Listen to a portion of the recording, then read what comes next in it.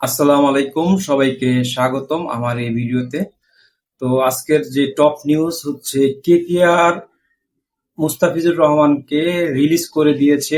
BCCI এর instruction follow করে তারা মুস্তাফিজকে রিলিজ করে দিয়েছে কেকেআর। কারণ হচ্ছে মুস্তাফিজকে নেয়ার পরে ভারত বাংলাদেশের যে রাজনৈতিক সম্পর্ক খারাপ যাচ্ছে, সেই খারাপ বা টানপোড়েনের কারণে কলকাতার মানুষজন মুস্তাফিজের বিপক্ষে স্ট্যান্ড হয়েছে এবং যার ফলশ্রুতিতে বিসিসিআই সিদ্ধান্ত নিতে বাধ্য হয়েছে যে মুস্তাফিজুর রহমানকে ব্যান করে দিয়েছে এবং কেকেআর ও মুস্তাফিজুর রহমানকে রিলিজ করে দিয়েছে। 2026-এর আইপিএল খেলা হচ্ছে না মুস্তাফিজুর রহমানের। তো আমি বলতে চাই, বাংলাদেশের দর্শক হিসেবে বাংলাদেশের সবাইরও আইপিএল কে যদি বয়কট করা যেত বা আইপিএল যদি টেলিকাস্ট বাংলাদেশে না হতো, সেক্ষেত্রে আমি অনেক খুশি হতাম বা ইন্ডিয়ার খেলার অবনতি কামনা করি। তো যেহেতু বাংলাদেশের প্লেয়ারকে তারা রাখতে পারবে না বা নিতে পারবে না, তাকে হত্যার হুমকি দেওয়া হয় বা তাকে দলে নিয়ে 8 কোটি 20 লাখ রুপি দিয়ে ক্রয় করে তাকে রিলিজ করে দেওয়া হয়। তো সেই হিসাবে আমি মনে করি ভবিষ্যৎ পরিকল্পনার বিসিবি থেকে কোনো এনওসি আর না দেয়া হোক, আর বাংলাদেশি কোনো প্লেয়ার নিলামে আইপিএল এর নিলামে তাদের নাম না লেখাক, সেটাই আমি চাচ্ছি। কারণ যেহেতু মুস্তাফিজকে রিলিজ করে দিচ্ছে, এটা একটা অপমানজনক একটা কাজ, একটা গৃহীত কাজ করেছে বিসিসিআই এবং কেকেআর। বাংলাদেশি প্লেয়ারকে খেলার মাঠে রাজনীতি টেনে এনে সে একটা বড় ধরনের নেক্কারজনক ঘটনা করেছে।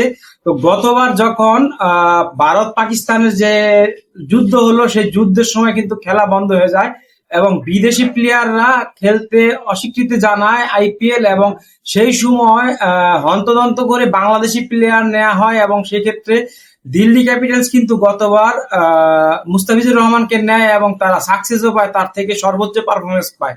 তো যখন বিপদে পড়ে দাদারা, তখন কিন্তু বাংলাদেশি প্লেয়ারদের দাদাদের অনেক দরকার। তো এখন বিপদে নেই, এখন যুদ্ধ নেই, বাংলাদেশি প্লেয়ার নিয়েছে।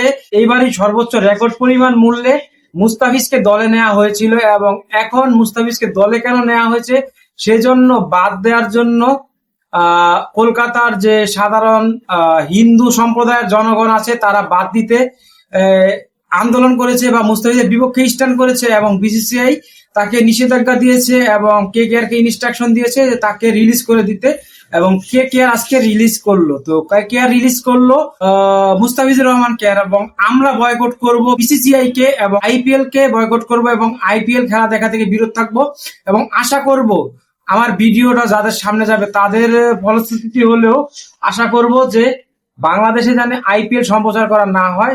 তো মনে হয় না টেলিকাস্ট কোম্পানি আমার কথা শুনবে, কিন্তু তাদের উচিত আইপিএল টেলিকাস্ট না করা বাংলাদেশে, বিশেষ করে টি স্পোর্টস বা জিটিভি বা নাগরিক টেলিভিশন, এরাই তো আসলে সম্প্রচার করে বাংলাদেশের খেলা। তো তাদের কাছে আমার অনুরোধ থাকবে যে ইন্ডিয়ার বিপিএল বা ইন্ডিয়ার ম্যাচগুলো যাতে বাংলাদেশ টেলিকাস্ট করা না হয়। তো ধন্যবাদ সবাইকে ভিডিওটি দেখার জন্য। আসসালামু আলাইকুম।